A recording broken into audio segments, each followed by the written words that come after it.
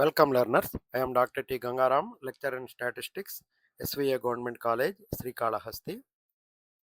ఈ వీడియో లెక్చర్లో ASO concept wise questions డిస్కషన్లో పార్ట్గా shape of distribution or shape of a frequency curve ఈ ప్రాబ్లమ్స్ చూద్దాము.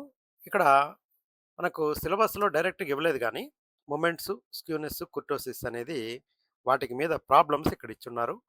114, 115, 116 క్వశ్చన్స్లో మొమెంట్స్ క్యాలిక్యులేషన్ ఇచ్చారు. తర్వాత coefficient of kurtosis basing on moments, ఆ తర్వాత coefficient of skewness, Bowley's coefficient of skewness కనుక్కోమని ప్రాబ్లమ్స్ ఇచ్చారు. మనకు ఎన్టీఏ ఎగ్జామినేషన్స్లో డిఫాల్ట్గా ఒకవేళ స్టాటిస్టిక్స్ ఎగ్జామ్స్ అన్నిటికీ కూడా డిఫాల్ట్గా స్క్రీన్ మీద క్యాలిక్యులేటర్ వస్తుంది. మీరు ఏపీపీఎస్సీ ఎగ్జామినేషన్స్ రాసిన వాళ్ళకి తెలుస్తుంది క్యాలిక్యులేటరు సమ్టైమ్స్ వాళ్ళు ఆప్షన్ ప్రొవైడ్ చేస్తున్నారు, సమ్టైమ్స్ చేయడం లేదు. కాబట్టి క్యాలిక్యులేటర్ లేకుండానే ఇచ్చిన ఆప్షన్స్లో నుంచి ఎలిమినేషన్ మెథడ్ ద్వారా కానీ మనము వీలైనంత వరకు దగ్గరికి రీచ్ అయ్యేలాగా మనము ప్రాక్టీస్ చేయాలి. అంటే without calculator, without using a calculator we can able to solve the simple numerical problems.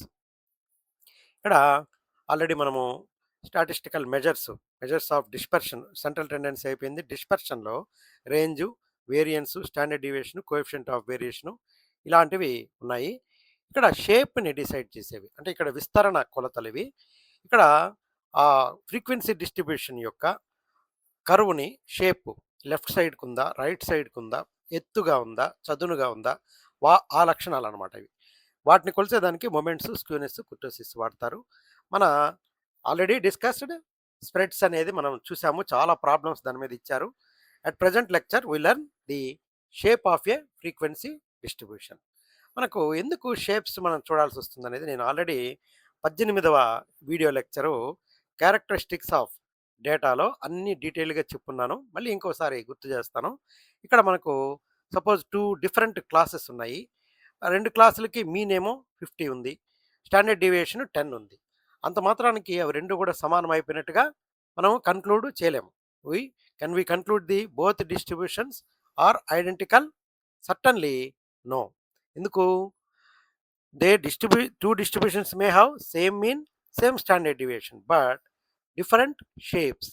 ఈ షేప్స్ అనేటివి మా 3వ లక్షణము, 4వ లక్షణాన్ని సూచిస్తాయి అన్నమాట.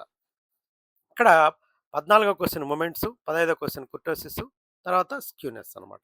Understand moments, calculate kurtosis, measures of skewness, ఈ 3 కూడా మనము సాల్వ్ చేయగలుగుతాం. మనము డేటాలో సెంట్రల్ పార్ట్ గురించి డిస్కస్ చేసేవి మీను, మీడియన్, మోడు ఇలాంటివి. అలాగే స్ప్రెడ్ విస్తరణ ఎలాగుందనేది డిసైడ్ చేసేటివి range, variance, standard deviation, coefficient of variance ఇంకా ఉన్నాయి. మనకు క్వార్టైల్ డీవియేషను, మీన్ డీవియేషన్ కూడా ఉన్నాయి. షేప్స్ అనేటివి ఈ 3 మొమెంట్స్, స్క్యూనెస్, కుర్టోసిస్ ద్వారా డేటాలో ఈ మూడింటిని మనము ఫస్ట్ ఐడెంటిఫై చేస్తాం అనమాట. How can we describe data? Center, where is the data? Spread, how much does it vary? Shape, how it is distributed, whether it is a positively skewed or a negatively skewed or a normal data or platykurtic or mesokurtic or leptokurtic. ఇవి మనం 3 లక్షణాలు చూస్తాం అనమాట. డేటాలో central part, spread, shape వీటి గురించి నీట్గా చూసాం కదా. ఇప్పుడు ప్రశ్న చూడండి. ఇఫ్ ది 114వ ప్రశ్న, if the first 4 moments about the origin are -2.5, 18, -32, 110 ఇవి ఇచ్చారనమాట. ఇది అబౌట్ ఆరిజిన్ అంటే రా మూమెంట్స్ ఇచ్చారు. మనల్ని థర్డ్ సెంట్రల్ మూమెంట్ కనుక్కోమన్నారు. కాబట్టి moments, central moments, interpretation of moments. Key idea ఏమంటే moments summarises the characteristics of a distribution. They help us to study centre, spread, shape. మూడింటిని మనకు అన్ని లక్షణాలు 4 లక్షణాలని కనుక్కునేదానికి మనకు మొమెంట్స్ అనేటివి యూజ్ అవుతాయి. A moment measure how observations are distributed around a reference point. The reference point, if the reference point is origin we use raw moment. If the reference point is mean, that is called central moment. మనము ఈ రా మొమెంట్స్ని moments about origin అంటాము. Origin అనేది మారుతూ ఉంటుంది. ఆ moments about mean కానీ తీసుకుంటే అది సెంట్రల్ మొమెంట్ అవుతుంది. ఇప్పుడు రా మొమెంట్స్ మనం ఇది స్టాటిస్టిక్స్లో చదివే వాళ్ళకి మొట్టమొదట ఇదే చెప్తూ ఉంటారు. మనకు there are two types of moments, raw moments and central moments. Raw moments measure about origin, central moments are about mean అనమాట. వీటిని మ్యూ1 డాష్, మ్యూ2 డాష్, మ్యూ3 డాష్ అలా సూచిస్తారు. ఇవి మ్యూ1, మ్యూ2, మ్యూ3, మ్యూ4. మ్యూ1 అనేది ఆల్వేస్ జీరో, అది గుర్తుపెట్టుకోండి. ఇక్కడ ఫస్ట్ రా మొమెంట్ మీన్ని కనుక్కునేదానికి యూజ్ అవుతుంది. సెకండ్ సెంట్రల్ మొమెంట్ వేరియన్స్ కనుక్కోవడానికి. థర్డ్ సెంట్రల్ మొమెంట్ మ్యూ3 స్క్యూనెస్ క్యాలిక్యులేషన్స్లో యూజ్ అవుతుంది.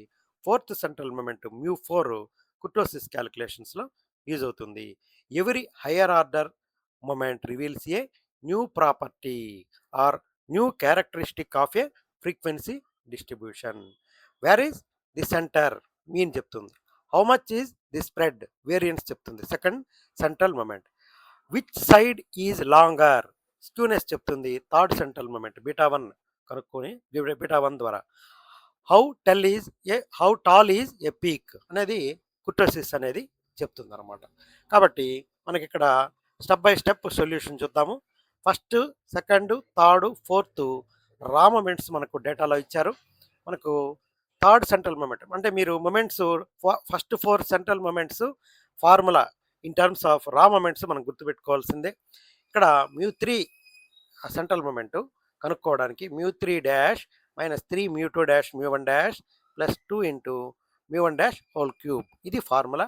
ఈ ఫార్ములాలో డైరెక్ట్గా సబ్స్టిట్యూట్ చేసామంటే ఇక్కడ వాల్యూస్ అన్నీ -32, ఇది -32, ఇది మ్యూ3 -32, ఇవన్నీ సబ్స్టిట్యూట్ చేస్తే మనకు 71.75 ఆప్షన్ వస్తుంది. ఇక్కడ పొరపాటున ఇక్కడ -32, ఇది నేను మొత్తం 32 ఇచ్చున్నాను, ఇక్కడ -32 ఉంది క్వశ్చన్లో. చూద్దాం ఉండండి మనకు ప్రాబ్లంలో ఏమి ఇచ్చున్నారు అనేది.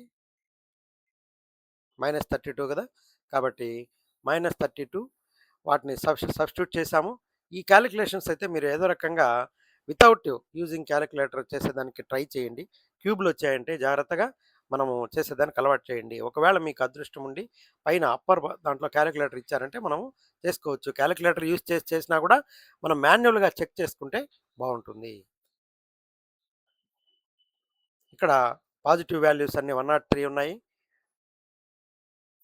కాబట్టి 103 - 31.5 71.5. ఇక్కడ ఏదో క్యాలిక్యులేషన్ మిస్ అయి ఉన్నది, ఏం కాదు. 71.75 అనేది ఆన్సర్ అనమాట. ఇప్పుడు 115వ question. The second and fourth moments about the mean for a distribution are అని మనకు మ్యూ2 ఇచ్చారు. మ్యూ2 అంటే సెకండ్ సెంట్రల్ మొమెంట్, మ్యూ4 ఇచ్చారు fourth central moment. The value of Pearson coefficient of skewness బీటా2 ఈజ్ అని మనకు 4 ఆప్షన్స్ ఇచ్చారు. Correct option 114. అది ఎలా ఉంటుందో చూద్దాము. ఇక్కడ మనకు క్వశ్చన్, మనం ముందుగా క్వశ్చన్ చూడంగానే ఇది ఏ కాన్సెప్ట్కి సంబంధించిందనే ఒక ప్రాథమిక అవగాహనకి వెంటనే వచ్చేసేయాలి. దాన్ని బేస్ చేసుకొని మనల్ని వీళ్ళు ఏం టెస్ట్ చేయాలనుకున్నారంటే central moments, Pearson coefficient of skewness, shape of the distribution. Key idea ఏంటంటే kurtosis tell us how peaked or flat a distribution is. It depends on మ్యూ2 అండ్ మ్యూ4 ఓన్లీ. ఇక్కడ there are 3 types of kurtosis. Leptokurtic tall peaked పైకి వెళ్ళి ఉంటుంది, అదేవిధంగా మీసోకుర్టిక్ నార్మల్గా ఉంటుంది, నార్మల్ డిస్ట్రిబ్యూషను. ప్లాటికుర్టిక్ ఫ్లాట్గా ఉంటుంది అనమాట. త్రూ అవుట్ ద డేటా అది డిస్ట్రిబ్యూట్ అయి ఉంటాయి అనమాట. ఇప్పుడు బీటా2కి ఫార్ములా μ4/μ2². అది బాగా గుర్తుపెట్టుకోండి. బీటా2 is equal to, it is a measure of kurtosis, only measure for kurtosis based on moments. అదే మనకు ఆ స్క్యూనెస్ కొలవడానికి 3 మెజర్స్ ఉన్నాయి. ఒకటి పియర్సన్ మెజరు, రెండవది బౌలేష్ మెజరు, మూడవది మొమెంట్స్ మెజరు, అది బీటా1. μ3/μ2³ అనమాట దానికి ఫార్ములా. మనకు ఇక్కడ మ్యూ2 అంటే సెకండ్ సెంట్రల్ మొమెంటు, మ్యూ4 అంటే ఫోర్త్ సెంట్రల్ మొమెంటు. మనకు మ్యూ2 5, మ్యూ4 20 ఇచ్చారు. డైరెక్ట్గా 20/5² సబ్స్టిట్యూట్ చేయండి. 0.8 అనేది ఈజీగా మీరు ఆన్సర్ కనుక్కోగలుగుతారు. ఇక్కడ అదర్ ఆప్షన్ ఫీడ్బ్యాక్. మనం జస్ట్ సెకండ్ సెంట్రల్ మొమెంట్ని స్క్వేర్ చేయాలి, మ్యూ4ని అలాగే పెట్టుకోవాలి, డివైడ్ చేస్తే ఆన్సర్ వచ్చేస్తుంది. ఇక్కడ first 4 moments tell the story of a distribution. First raw moment mean, where is the centre of the data. Second central moment variance మ్యూ2 అనేది how much is the data spread అనేది తెలియజేస్తుంది. Third central moment మ్యూ3 అనేది skewness మెజర్లో క్యాలిక్యులేషన్లో use అవుతుంది. Is the distribution leaning left or right. ఇప్పుడు అది లెఫ్ట్కి వెళ్ళుంటే పాజిటివ్ స్క్యూనెస్, రైట్కి వెళ్ళుంటే నెగటివ్ స్క్యూనెస్గా చెప్తూ ఉంటాము. ఫోర్త్ సెంట్రల్ మొమెంట్ మ్యూ4 అనేది కుర్టోసిస్ కోఎఫిషియంట్ కనుక్కోవడానికి యూజ్ అవుతుంది. Is the distribution peaked or flat అనేది డిస్ట్రిబ్యూట్ చేస్తుంది అనమాట. కాబట్టి మనం ముందుగా ఈ క్వశ్చన్లు వేసుకోవాలి. అంటే ఏ స్టాటిస్టిషియన్ అయినా కూడా మనము ఈ 4 ప్రశ్నలు అడిగి ఒక్కొక్క దాని తర్వాత ఒక్కొక్కటి టెస్ట్ చేసుకుంటూ వెళ్తాం అనమాట. వేర్ ఈజ్ ది డేటా అంటే మీన్ అనేది చెప్తుంది అనమాట. How much does it vary, variance చెప్తుంది. ఈజ్ ఇట్ సిమెట్రిక్ అంటే స్క్యూనెస్ అనే లక్షణం తెలియజేస్తుంది. How peaked it is kurtosis చెప్తుంది అనమాట. కాబట్టి మనం ఏ డిస్ట్రిబ్యూషన్కైనా కూడా ఈ ఫస్ట్ 4 సెంట్రల్ మొమెంట్స్ కనుక్కోవడం ద్వారా వాటి యొక్క 4 క్యారెక్టరిస్టిక్స్ని మనము కనుక్కోవచ్చు అనమాట. నెక్స్ట్ 116వ question for the unequal class intervals.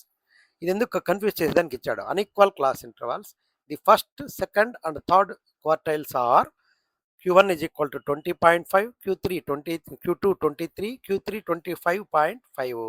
The Bowley's coefficient of skewness is అని మనకు 4 ఆప్షన్స్ ఇచ్చారు. ఒక మైనస్ కూడా ఇచ్చి ఉండాలంటే నెగటివ్ స్క్యూనెస్ ఉండొచ్చు. ఇది జీరో స్క్యూనెస్ అంటే సిమెట్రిక్ 1.5 ఇచ్చారు. కరెక్ట్ ఆప్షను మనకు జీరో, థర్డ్ ఆప్షన్ వస్తుంది. చూడండి ఇక్కడ క్వార్టైల్స్ అంటే క్వార్టైల్స్ని బేస్ చేసుకొని ఉండే కోఎఫిషియంట్ ఆఫ్ స్క్యూనెస్ అనేది బౌలెస్ కోఎఫిషియంట్ ఆఫ్ స్క్యూనెస్. కాబట్టి మనము ఇది Q1, Q2, Q3ని బేస్ చేసుకొని కనుక్కుంటాము. మనం అదే పియర్సన్ కోఎఫిషియంట్ అనేది మీను, స్టాండర్డ్ డివియేషన్ బేస్ చేసుకొని ఉంటుంది. దీని Bowley's coefficient of skewness formula Q3 + Q1 - 2Q2 divided by Q3 - Q1. ఇక్కడ ఓపెన్ ఎండ్ డిస్ట్రిబ్యూషన్స్ ఉన్నప్పుడు, అన్ఈక్వల్ క్లాస్ ఇంటర్వల్స్ ఉన్నప్పుడు, క్వార్టైల్స్ అందుబాటులో ఉన్నప్పుడు మనము ఈ ఫార్ములా అనేది యూజ్ చేయొచ్చు. డయాగ్రమాటిక్గా Q1, Q2 ఇలా ఉంటుంది. ఈ డిస్టెన్స్ Q2 - Q1, ఈ డిస్టెన్స్ Q3 - Q2, ఈ డిస్టెన్స్ అనమాట. మనము ఈ రెండు డిస్టెన్స్లు Q3 - Q2 is equal to Q2 - Q1 అయితే సిమెట్రిక్ అని డిస్కస్ చేసుకున్నాము. ఇక్కడ interpretation if Q2 - Q1 is equal to Q3 then the data distribution is symmetric. మనకి ఇచ్చిన డేటాని జస్ట్ ఫార్ములాలో సబ్స్టిట్యూట్ చేద్దాము. సబ్స్టిట్యూట్ చేస్తే న్యూమరేటర్లో 25.5 ఫస్ట్ న్యూమరేటర్ కనుక్కుంటాను. ప్లస్ 20.5 - 2 × 23 46 - 46. కాబట్టి డైరెక్ట్గా జీరో వచ్చేసింది. కాబట్టి థర్డ్ ఆప్షన్ అనమాట కరెక్ట్ అనమాట.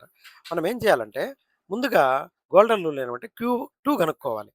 Q2 అనేది Q1 + Q3 డివైడెడ్ బై 2 అంటే మిడిల్లో ఉంటుంది కాబట్టి. ఇది కానీ మనకిచ్చిన డేటాలో Q2కి సమానం అయింది అనుకోండి, మిగతా మనం క్యాలిక్యులేషన్ పోవాల్సిన అవసరమే లేదు. Perfectly symmetric. మనకు సిమెట్రిక్ సంబంధించి స్క్యూనెస్కి సంబంధించి ఆ పిఎస్కే అనేది బిఎస్కే జీరో అయిందంటే median exactly at the center అది అర్థమవుతుంది అనమాట. గ్రేటర్ దాన్ జీరో అయితే right tail is longer, less than zero అయితే లెఫ్ట్ టైల్ ఈజ్ లాంగర్. అది గుర్తుపెట్టుకోండి. ఇప్పుడు Q2 అనేది మనకు Q1 + Q3 డివైడెడ్ బై 2కి ఈక్వల్ అయిపోయిందంటే మనం ఫార్ములా యూజ్ చేయాల్సిన అవసరం లేదు. ఇమీడియట్లీ మనం అది జీరోకి సమానంగా చెప్పేయచ్చు. మనం ఈ ప్రజెంటేషన్కి ప్రిపేర్ చేయడానికి నేను చాట్ జీపీటీ, జెమినీ యూజ్ చేస్తూ ఉంటాను. I wish you all the best. Thank you ChatGPT, thank you Gemini.